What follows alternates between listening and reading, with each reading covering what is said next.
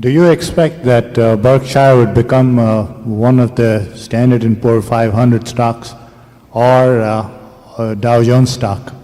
Well, I think it's unlikely it ever becomes a Dow Jones stock. I don't know what the criteria are for the S&P 500, but I imagine there's some reason why we don't fit. I don't know whether they have questions about number of shares outstanding, or I've never checked with S&P.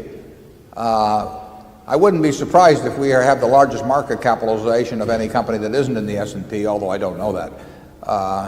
But they may have some criteria, variety that preclude Berkshire being part of it.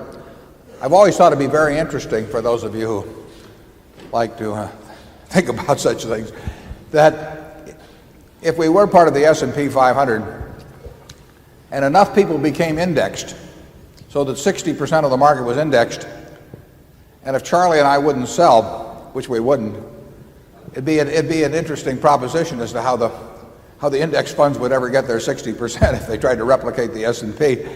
I don't know whether they have rules even about concentration of ownership. That same line of thinking might have applied to Walmart or some company, because just take the extreme example of a company that had 90% of its stock owned by one individual and 12% of the money in the market were indexed, and the 90% wouldn't sell. It would bring back the Northern Pacific corner or something of the sort.